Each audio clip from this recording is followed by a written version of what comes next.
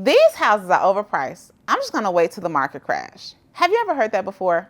Well, in this episode, we are going to talk about when you have a buyer that can afford to buy the house, but they refuse to because of how much the home prices are.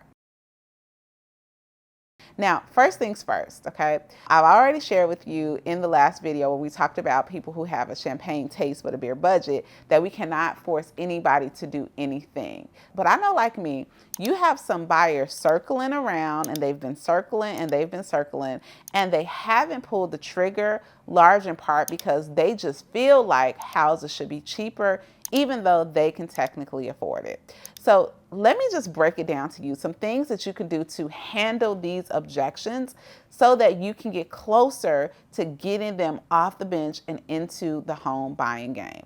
So first things first, okay?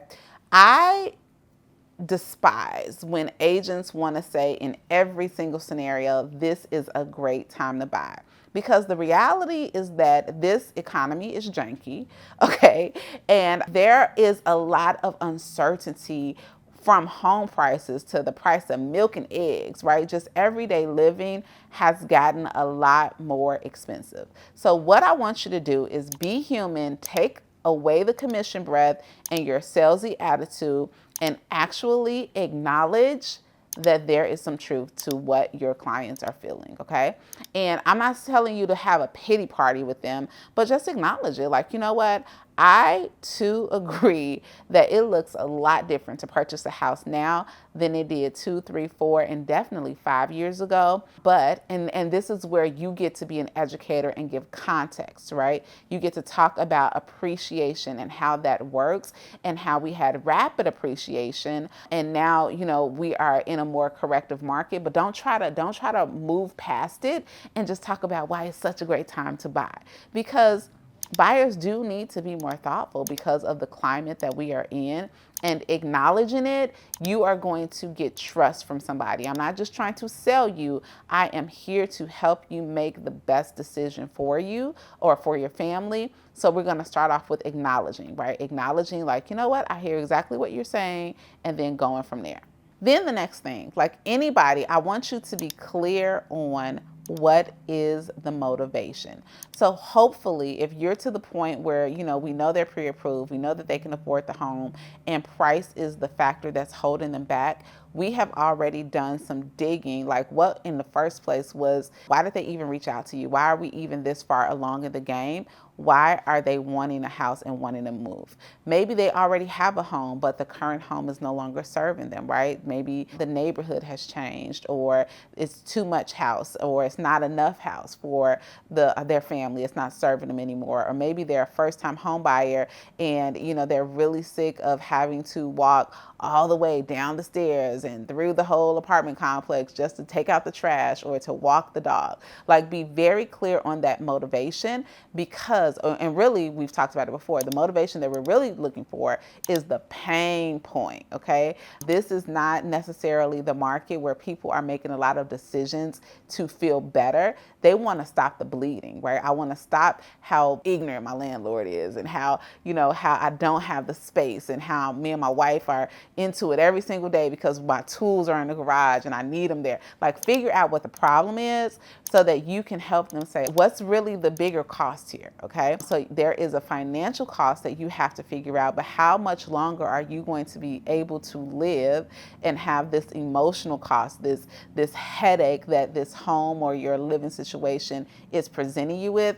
How long are you going to be able to keep that up before it spills into other areas of your life? So being clear on the motivation so that you can help talk them through, okay, what is the alternative?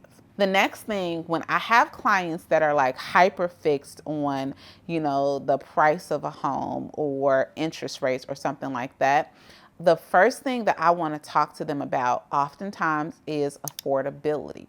So I don't want us to focus on the fact that the house is $500,000, or and a year ago it was, you know, $400,000 or whatever the numbers are.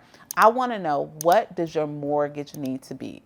Because the reality is that when interest rates were 2% and when homes were cheaper, there was somebody where the math did not math, right? Where they wouldn't have been able to move forward. So if we take our focus off of the fact of what the home price is, and if it still fits within like what your tolerance is, where you can pay a mortgage comfortably, then it really doesn't matter how much it costs.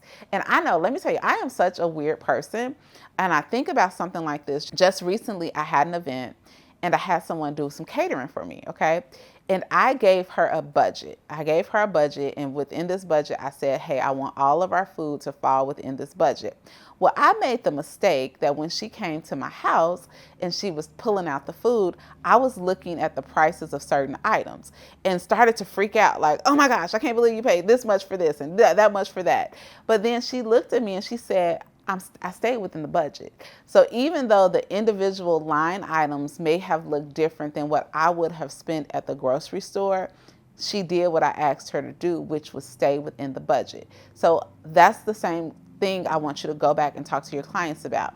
What's affordable, what's within your budget, and let's look to see. So whether or not, the house is this price or that price, if you have predetermined a budget that makes sense and it fits within the budget, well, we might want to reconsider why you're holding out, okay? Because it's in your budget. Then, as I'm recording this video, listen, this is in the spring of 2025. One thing that you have to talk to your clients about is that this market in most areas, I know in my area, it is way more favorable for buyers than we have seen in years, okay? Because that same person who's on the sidelines is that person who was sitting at COVID. They were looking at prices go up. They didn't do anything when there was a low interest rate. And now they're thinking like they're getting jerked over, right? The market is jerking them over. Where in reality, most people who are selling right now, they have an extreme motivation to sell. There are more homes, more inventory than we have seen in the last few years,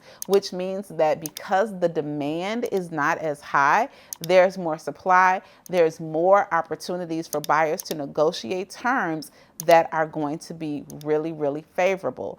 And a lot of times, if we are not thinking about this the right way, we can miss the boat. And I know you're getting that objection. I'm just going to wait till interest rates go down. Well, we have proof, okay, friend? When interest rates have gone down in the past, what has happened? There has been a greater demand, supply went down, and prices went up even more. Whereas right now, you have an opportunity to go in and negotiate terms, negotiate getting the price down, negotiate assistance with your closing costs, right? Different things that sellers didn't have to do when the demand was higher, but now as a buyer, you get to drive the bus a little bit more. And let's be real. Now, I'm never going to promise a buyer, you're just going to automatically be able to refinance. But if you buy at today's price and rates do go down, then it is inevitable that you will have an opportunity to refinance at a lower rate so that your payments can decrease. So just again, this is where you get to be the educator and educate on, the prices may look a little bit higher than they did a couple of years ago. However, this is what buying then looked like. This is what you had to contend against. And now this is how it's much more favorable for you. So make sure that you're in position that you can explain that. And then here's the question. Here's the magic question at the end. How long are you willing to wait, right? Go back to that motivation, go back to that pain point, and just say, what is the alternative, okay? If you are not looking to move forward now, are you willing to buy a house next year if it costs more? And again, I don't have a crystal ball, but you find out from them what needs to happen in order for you to feel comfortable moving forward. And again, I can't force you to do anything, but what I want to do is plant seeds of thought. I want to help you think it through. We have so many agents that are so hard on trying to convince, where we really just need to convey the message, convey exactly, what's happening in the market, how you can support, what your clients' options are, and give them enough information so that they can make the best decision for their family. Because if you're sitting here just trying to convince me on how I should spend my money, then guess what? I'm moving on to another bestie who's going to show a little bit more concern and is going to be more of an educator than a person that's going to pressure me. If you need help handling more objections, then I have a free guide for you, bestie, because I don't want you out here flubbing your words. I want you to have something to help guide you on how to handle these common objections so that, yeah, it makes for a difficult conversation, but you are going to master these conversations and still come out as the go-to real estate bestie. So head on over to rosemarylewis.com/object and you will get that guide delivered straight to your inbox. I'll talk to you soon.